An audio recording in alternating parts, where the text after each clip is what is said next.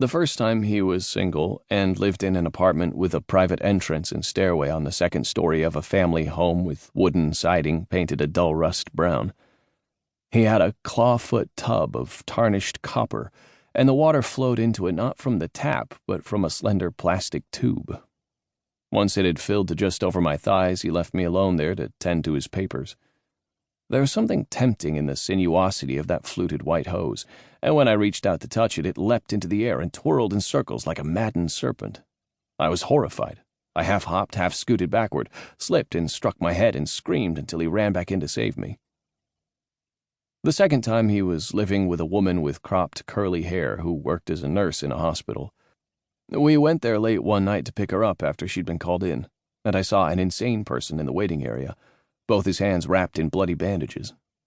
It was a cold, dry winter then, and we hardly went outside for most of my stay, but one day a neighbor, a friend of my father's, dragged me through the icy streets on a tire tied to the bumper of his truck. Otherwise, I stayed by the fireplace reading and drawing pictures in a sketchbook, while my father sat studying in an easy chair. My mother sought, if not frantically, then with admirable persistence amid adversity, a replacement for him.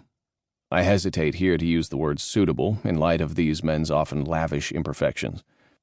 It was never clear which among these was a suitor and which a mere friend, and nothing remains of them to me but casual traits that have turned caricaturesque beneath the soot of memory. The man with a mustache, whose image, when I call it to mind, I cannot think of separately from those novelty glasses, with the attached bushy eyebrows and plastic nose that people pretended to find funny in the 70s and 80s. The one who drove the van, covered in spray-painted squiggles denouncing fluoridated water, or perhaps the IRS? The balloon artist with an unspecified cerebro-nervous affliction that caused him great difficulty pronouncing certain words. The radio repairman who lived with his father and had shot himself in the stomach as a teenager. This last had a cluster of sunken scars on his abdomen and couldn't eat foods containing milk or butter. My mother was unlucky in love.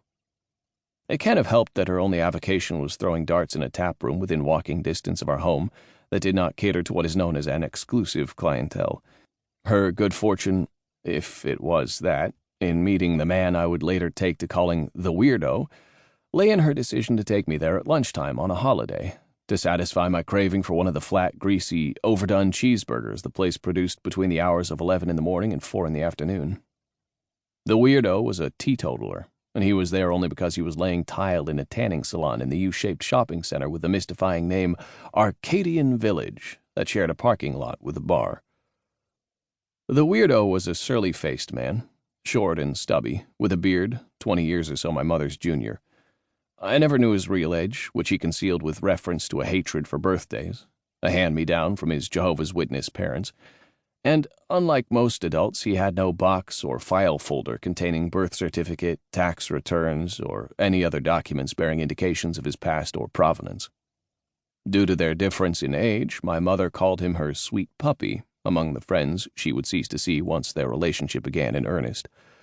And this term, which I had never heard another person use before and have never heard since, seemed to me, judging by the pursed lips of these women as they sipped their sea breezes and Harvey Wallbangers through straws, indicative of his sexual potency or endurance. Then again, he boasted of the same on one of their early nights together, when I was in my bedroom and presumed to be asleep, and he spent hours trying to cajole my mother into bed while he played the martial arts video game Karateka on the computer she'd purchased for me on a whim 10 years before computers could do anything useful. "I may not look like much, but I swear to God in the sack I'm a stallion," he told her. I don't know why my mother was reluctant just then, but within days he overcame her resistance. I remember my mother's panting through the wall separating our bedrooms, like the heaves of a person on the verge of vomiting. The rhythm of it I didn't understand, because though my mother had answered me plainly when I asked her at age 5 where babies came from, she had used the unfortunate verb place.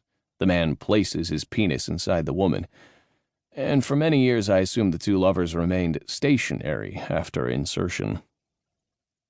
The weirdo had an incomprehensible surname, the sound of which, as he uttered it, must have little resembled its pronunciation in the land of his ancestors.